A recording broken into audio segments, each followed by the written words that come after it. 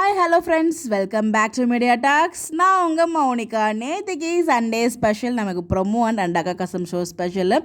So என்ன ஒரு வைபுங்க, மகாநதினாலே அது ஒரு வைபு தான். ஸோ 4 பேருமே முதல் முறையாக வந்து பார்த்திங்கன்னா ஒரு மாதிரி ஒரு ஸ்பெஷல் ஷோக்கு வந்திருக்காங்க. அண்டகா கசம் ஷோ தான் இது எனக்கு தெரிஞ்ச ஃபர்ஸ்ட் டைம் 4 பேரையுமே இன்ட்ரடியூஸ் பண்ணி ஒரு சூப்பர்பான ஒரு ஷோ வந்து கண்டக்ட் பண்ணியிருந்தாங்க. ஸோ ஃபுல் என்ஜாய்மெண்ட், தரோலி என்ஜாய் பண்ணுற மாதிரி இருந்துச்சுங்க.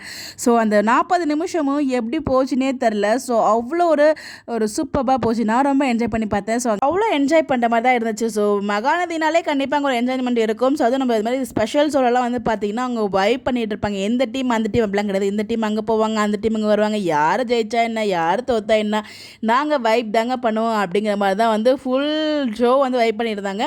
கடைசியில் 2 டீமே ஜெயிக்கல, 2 டீமே உள்ளே போனாங்க, 2 டீமே ஜெயிக்கல. பட் ஜெயிக்கலனாலும் அந்த டீம் அந்த ஷோ வந்து பார்த்திங்கன்னா அவ்வளோ என்டர்டைன்மெண்ட்டாக இருந்துச்சு. டான்ஸ், அதாவது மாற்றி மாற்றி டான்ஸ் ஆனாங்க. ஸோ அதில் ஸ்டெப்ஸ் கொடுத்து நீங்கள் இந்த ஸ்டெப் ஆடுங்க, அந்த ஸ்டெப் ஆடுங்க விஜய் அப்படின்னு சொன்னது, வாக் பண்ணுங்க விஜய். ஸோ அது எல்லாமே ரொம்ப ரொம்ப நல்லா இருந்துச்சு. அதே மாதிரி இந்த பக்கம் பார்த்தீங்கன்னா விக்கி சிவா அதில் வருவாங்க இல்லையா, ஒவ்வொரு ஆர்டிஸ்ட்டுமே பண்ண ஃபன்னு எல்லாமே ரொம்ப ரொம்ப அழகாக ஜாலியாக இருந்துச்சு, என்ஜாய் பண்ண மாதிரி இருந்துச்சு. ஸோ ஃபுல் ஃபுல்டாக இருந்துச்சு அந்த ஷோ. யாரெல்லாம் பார்த்தீங்க எப்படி சொல்லி மறக்காமல் கமெண்ட்டில் சொல்லுங்கள். இந்த வீடியோவில் நான் யாரை ஸ்பெஷல் மென்ஷன் பண்ணணும்னு நினச்சேன் அப்படின்னா, பாஸ்கரன் இருக்காங்க இல்லையா, அஜய் கேரக்டர் பண்ணுறாங்களா பாஸ்கர், அப்போ அவங்களோட திறமையை பார்க்கும்போது எனக்கே ரொம்ப ஆச்சரியமாக இருந்துச்சு. ஸோ இதுக்கு முன்னாடி ஃபஸ்ட் டைம் ஒரு ஸ்டார்ட் மியூசிக்கில் வந்தாங்க. அப்போ வந்து பார்த்திங்கன்னா அவங்க வந்து ஒரு சீன் நடிச்சு காமிச்சிருப்பாங்க. அப்போ அப்படியே நம்மளை மறந்து அந்த சீனை ரசித்து அவ்வளோ அந்த சீனுக்குள்ளே போயிருப்போம். அவ்வளோ சூப்பராக வந்து ஒரு ஆக்டிங் பர்ஃபார்மன்ஸ் இருந்துச்சு.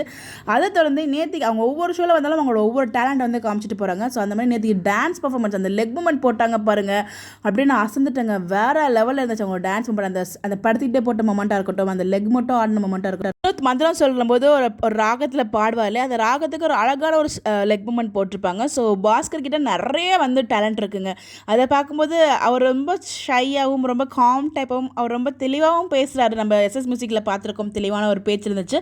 அதே ரொம்ப காம் அண்ட் ஷை டைப்பாக இருக்காரு. ஸோ ஆனால் அவர்கிட்ட டேலண்ட்ஸ் வந்து எக்கச்சக்கமாக இருக்குது. அது நடிப்பாக இருக்கட்டும், டான்ஸாக இருக்கட்டும், எல்லாமே ரொம்ப சூப்பராக இருக்குது, என்ஜாய் பண்ணுற மாதிரி இருந்துச்சு. ஸோ இந்த விஷயத்தை அங்கே மென்ஷன் பண்ணணும்னு நினச்சேன். பிகாஸ் அவர்கிட்ட இருக்க திறமையை வந்து நம்ம அவர் சீன்லேயும் அவ்வளோ நமக்கு காமிக்க மாட்டாங்க. பட் இந்த மாதிரி ஸ்பெஷல் ஷோலாம் எப்போயாவது தான் வரும்போதெல்லாம் அவரோட ஒவ்வொரு திறமையை காமிக்கும் போது அதில் கூடுதலாக வந்து அவர் மென்ஷன் பண்ணணும்னு நினச்சேன். அதை யாரெல்லாம் பார்த்து என்ஜாய் பண்ணிங்கன்னு சொல்லி மறக்காமல் கமெண்ட்டில் ஷேர் பண்ணுங்கள். ஓவராக நேற்றுக்கு ஃபுல்டாக ரொம்ப சூப்பராக இருந்துச்சு எபிசோட். ஸோ உங்களுடைய கருத்துக்கள் மறக்காமல் கமெண்ட்டில் சொல்லுங்கள். இந்த மாதிரி எப்படி தெரிஞ்சுக்க நம்மளோட சேனலை ஃபாலோ பண்ணிக்கோங்க. Bye bye.